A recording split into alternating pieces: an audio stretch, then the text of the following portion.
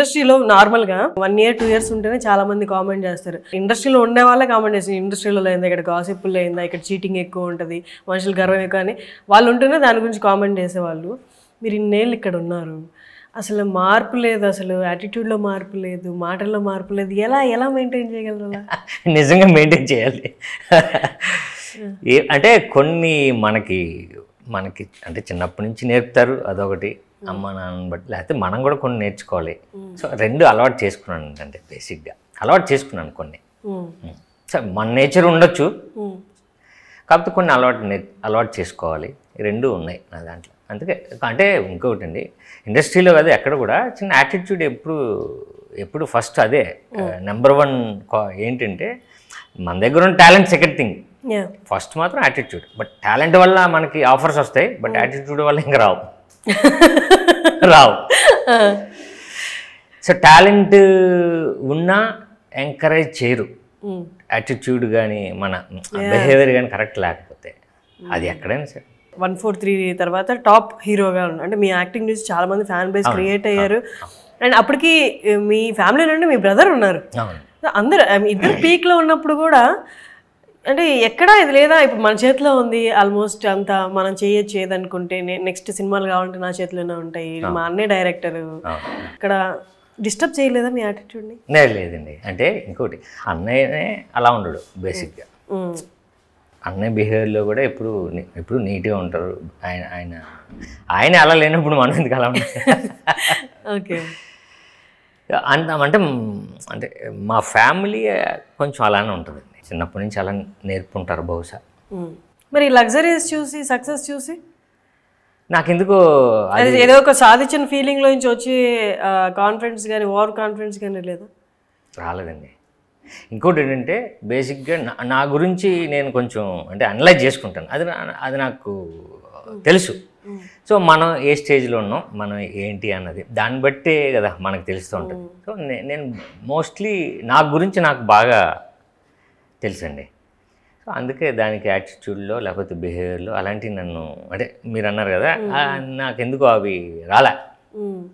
And coming to your acting, 143 నుంచి దగ్గర నుండి తీసుకుంటే మీ యాక్టింగ్కి అంటే separate level of fan base ఉంది. అండ్ పెక్యులియర్ అంటే హైపర్నెస్ కానీ అదంతా ఎక్కడ అంటే ఎలా ఇన్స్ట్రక్షన్స్, పూరి గారి ఇన్స్ట్రక్షన్సా లేకపోతే మీరు డెవలప్ చేసుకున్నారా లేకపోతే క్యారెక్టర్స్ అలా పడ్డాయా? అంటే నా నేచరే అలా ఉంటుందండి. అన్నయ్యని కూడా మీరు అబ్జర్వ్ చేస్తే అలానే ఉంటాయి.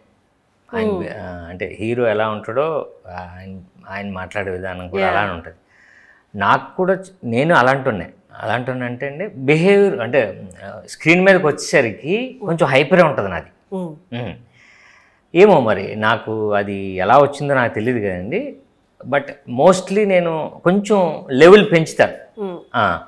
సో అది నాకు తెలీదు, మరి అది నాకు లోపల ఉందో లేకపోతే నేను అలవాటు చేసుకున్నా నాకు తెలియలేదు. ఓకే.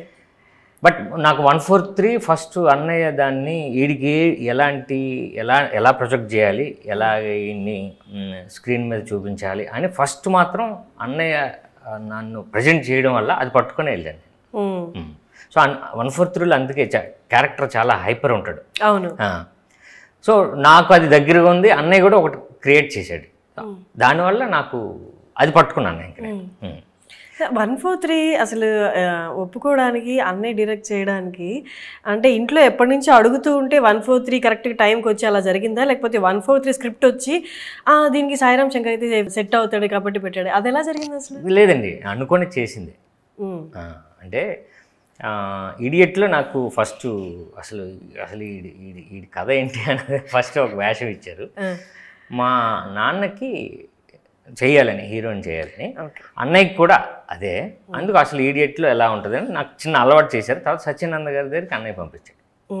తర్వాత 143 అన్న కథ ఆయన దగ్గర అంటే నా గురించి రాశాడు. నాకు తెలిసి అర్థమైపోయిందండి, థాట్ ఉండొచ్చు, మళ్ళీ నాకు తగ్గట్టు ఆయన మార్చి ఉండొచ్చు. సో నా తర్వాత అది నా వల్లనే జరిగింది 143. ఓకే. మిమ్మల్ని అనుకున్న తర్వాత కథ పుట్టింది ఉండొచ్చు బహుశా, లేదా ఆల్రెడీ కథ ఉన్న కథని నాకు అడాప్ట్ చేయొచ్చు, అది తెలియదు. కానీ బట్ నన్ను అనుకున్నాడు, హీరోయిన్ చేద్దామని అనుకున్న తర్వాతే 143 చేశారు. ఓకే. బట్ చాలామందికి ఈ మధ్య కొంతమందికి తెలిసింది, బట్ చాలామంది తెలియని విషయం ఏంటంటే మీరు పూరి గారే అని అనుకుంటారు, కానీ మీకు ఇంకో బ్రదర్ ఉన్నారని ఉన్నారు. ఇక్కడ అన్న గణేష్. ఒకసారి దాని గురించి చెప్పండి. అవును, ఉమాశంకర్ గణేష్. ఇప్పుడు ప్రజెంట్ ఆయన ఎమ్మెల్యే వైసీపీ నర్సీపట్నం కాన్స్టిట్యున్సీ ఉంది, వైజాగ్ డిస్ట్రిక్ట్ అండ్ ఇప్పుడు అనకాపల్లి డిస్ట్రిక్ట్ అయింది, దానికి MLA. So present sitting MLA. ఇక్కడ ఫస్ట్ ఇండస్ట్రీలో ఉండేవాడు, అన్నయ్యతో పాటు ఉండేవాడు నేను రాకముందు. ఓకే. ఆ తర్వాత ఇక్కడ సెట్ అవ్వక ఊరు వెళ్ళాడు. ఊరు వెళ్ళిన తర్వాత ఎప్పుడండి ఇది, అప్పుడు ఏజ్ కూడా 19 or 20 ఉండుంటుంది బహుశా, అంతే ఉంటుంది గణేష్ గారికి. అప్పుడు ఎలక్షన్స్ వచ్చినాయి ఊళ్ళో. అప్పుడు మా ఫాదరు పక్కన మిగతా వాళ్ళందరూ ఇప్పుడు ఎవరు నువ్వు నిలబెడదాం అంటే ఆటోమేటిక్గా అక్కడ నిలబెట్టారు. 20 yearsకి 20 or 21 ఎంత అయింది, అంతే ఉంది ఏజ్. సో సర్పంచ్కి నిలబడ్డాడు, గెలిచాడు. వావ్. సో అక్కడి నుంచి కంటిన్యూ.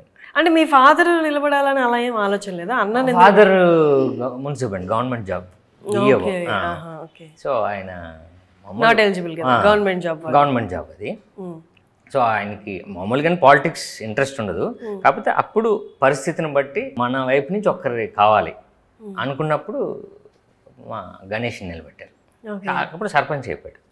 సర్పంచ్ నుంచి తెలియకుండానే అందులో స్టార్ట్ చేశాడు. సో అంటే కనీసం ఒక 15 years తర్వాత అంత స్ట్రగుల్ అయితే కానీ ఇప్పుడు ఈ పొజిషన్కి రాలేదు. అంతే కదా, పాలిటిక్స్ 15 years మినిమం జరిగింది. అంటే ఒక అన్న పాలిటిక్స్లో, అంటే నాకు తెలిసి ఇండియాలో 2 greatest professions, అంటే no offence to the other, correct 2 highly influential professions ఏంటి అంటే ఒకటి సినిమాలు, ఇంకొకటి పాలిటిక్స్. ఈ ఒక అన్న పాలిటిక్స్, ఒక అన్న సినిమాలు. అంటే హౌ ఇట్ ఈస్ అంటే మీకు ఏమనిపిస్తుంటుంది? మన ఇంట్లో కావాల్సినంత ఏ ప్రొఫెషన్స్ కావాలో హై ప్రొఫెషన్స్ 2 ఉన్నాయని. అంటే అన్నయ్య వల్ల ఇది జరిగిందిలేండి. ఇప్పుడు అన్నయ్య ఫస్ట్ ఇక్కడ సెటిల్ అవ్వడం వల్లే గణేష్కి ఆఫర్ వచ్చింది. అంటే ఫ్యామిలీని బట్టి ఆఫర్స్ వస్తాయి కదండి ఇప్పుడు కూడా పాలిటిక్స్లో. ఎవరు వెనక ఏంటి, ఈ ఫ్యామిలీ ఏంటి అన్నది ఒకసారి మనకు సర్వే తర్వాతే ఆఫర్స్ వస్తాయి. సో అన్నయ్య వల్లనే గణేష్కి ఆఫర్ వచ్చింది, అన్నయ్య వల్ల నేను కూడా హీరో అయ్యాను. అంతే కదండి, బేసిక్గా ఫస్ట్ ఆయన క్రియేట్ చేశాడు. ఓకే. అండ్ వెయ్యి దరువేలో ట్రైలర్ చూశాను. ట్రైలర్లో మీ స్టైల్ మీకుంటూనే ఎక్కడో కొంచెం సటిల్డ్ అండ్ సోబర్నెస్ కూడా కనిపించింది. అంటే ఏది మీరు ట్యూన్ చేసుకున్నారా అలాగా, లేకపోతే డైరెక్టర్ మెచ్యూర్డ్ లెవెల్ వచ్చి ఉంటుంది? ఇయర్ చేయగలది యాక్టింగ్లో మనకు తేడా వస్తుందండి. సో కొంచెం నేర్చుకుంటాం. ఇంతకుముందు కన్ఫ్యూజన్ ఉంటుంది, వెంటనే రాదండి. నేను అనుకోవడం ఏంటంటే యాక్టర్ మెచ్యూరిటీ లెవెల్ రావడానికి చాలా ఇయర్స్ పడుతుంది. ఇన్వాల్వ్ అవ్వడానికి ఓకే, ఎవాల్వ్ అవ్వడానికి ఓకే, బట్